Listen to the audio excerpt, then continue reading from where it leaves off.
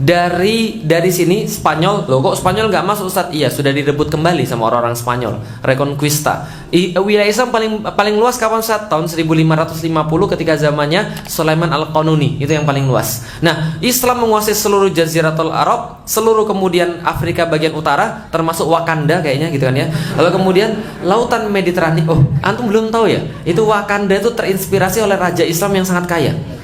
Wakanda itu sangat kaya sekali. Nah, jadi itu terinspirasi dari sana. Nah, ini kemudian Lautan Mediterania. Tapi hari ini kita nggak bahas Wakanda gitu kan ya. Lalu kemudian India ini siapa? Oke, yang sering nonton film India? Ada yang sering nonton film India? Oke, tahu Joda Akbar tahu? Nah, Joda Akbar tahu? Tahu. Akbar itu nama apa? Nama Islam atau nama India? Namanya Jalaluddin Muhammad Akbar. Jalaluddin Muhammad Akbar ini adalah cicit daripada Timur Lang. Timur Lang ini siapa? Keturunan Genghis Khan. Jadi Genghis Khan itu punya anak, lalu kemudian dia punya anak lagi. Nah, ini kemudian masuk Islam. Ogedei Khan namanya. Ogedei Khan kemudian punya anak-anak, nanti jadi Timur Lang. Timur Lang kemudian punya anak-anak, namanya tadi Jalaluddin Muhammad Akbar. Jadi dulu India tuh hampir semuanya Muslim. Sekarang aja masalah gitu kan ya. Nah, tapi kemudian lihat, ini wilayah Islam 20 juta kilometer persegi termasuk Indonesia. Anda pikir Indonesia masuk Islamnya kapan? Sebelum Hindu? Yakin? Enggak. Indonesia Hindu masuk duluan, Buddha masuk duluan. Kerajaan terakhir daripada Hindu Buddha adalah kerajaan Majapahit. Samudra Pasai itu masuk memang lebih dulu, tapi lebih dulu mereka Hindu dan Buddha. Majapahit itu terakhir pada tahun sekitar 1400-an, itu diganti oleh kemudian kerajaan Islam pertama, namanya kerajaan Islam Demak. Kerajaan Islam Demak, Raden Fatah itu anak Brawijaya V Majapahit. Lah kenapa kemudian dia bisa masuk Islam? Diutus Wali Songo oleh Mehmet Çelebi, penguasa Khilafah Utsmani pada tahun 1400-an. Bisa difahami sampai di sini? Lengkap ya, jelas ya? Nah, Islam kemudian memimpin sepanjang itu, dan tidak hanya memimpin sepanjang itu, dia memberikan keluar biasaan yang sangat hebat. Ditemukanlah kemudian teknologi nggak pernah ada pada zamannya. Dihiasilah dunia dengan kehebatan-kehebatan yang nggak pernah ada pada masanya.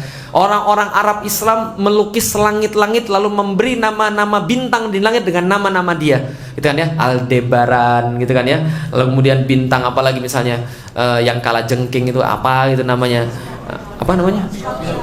Bukan Scorpio, itu bahasa Latin gitu kan ya. Segala macam lah. Nanti coba lihat bintang-bintang di langit yang namanya depannya Al, itu semua bahasa Arab, gitu kan ya. Nah, artinya kemudian mereka, nah contoh misalnya begini, ini ada seorang namanya Ibnu Al-Haisami. Ibnu Al-Haisami ini menulis sebuah kitab namanya Al-Manazir. Ceritanya begini, ada satu cerita, saya nggak bisa memverifikasi kebenarannya, tapi kira-kira ada hikmahnya. Jadi gini, dia diminta oleh gubernur Mesir untuk bikin bendungan Sungai Nil. Sampai di Sungai Nil, karena dia aslinya bukan ahli mata, dia ahli arsitek, teknik sipil. Ketika dia sampai di sana, dia lihat, saya disuruh apa? Buat bendungan Sungai Nil. Gila, itu aja orang zaman dulu bisa buat piramid, itu aja nggak bendung Sungai Nil. Paham maksudnya? Yang bisa buat piramid aja nggak bendung Sungai Nil, berarti mereka nggak bisa bendung Sungai Nil. Apalagi saya nggak bisa. Langsung dia dipenjara. Di penjara yang kamarnya gelap itulah dia nggak bisa melihat apa-apa. Di satu waktu yang sangat terik sekali, dia bisa melihat satu gambar yang membuat dia sangat terpesona. Dia mempelajari tentang teori-teori pemantulan cahaya dan mata. Akhirnya dia menulis satu buku di dalam penjara itu, namanya Al-Manazir. Di dalam buku itulah dia menjelaskan teori refraksi, teori kemudian pantulan-pantulan cahaya, sekaligus menciptakan sebuah alat yang namanya kumroh, yang sekarang kita kenal dengan nama kamera. Berarti yang hobi selfie, tolong ucapkan terima kasih pada Ibnu Al-Haisami. Makasih, gitu kan ya, karena dia sudah menciptakan seperti itu. Nah, jadi kumroh tuh cara kerja seperti apa? Jadi gini, kalau ada ruangan gelap, lalu kemudian ada satu titik kecil, dia bisa kemudian memantulkan apa yang terjadi di luar masuk ke dalam. Kalau dibalik jadi proyektor. Proyektor yang dalam gelap yang memantulkan keluar. Bisa difahami Bapak sekalian? Kalau nggak difahami, nasib. Berarti Anda pasti tidur pas pelajaran fisika gitu ya.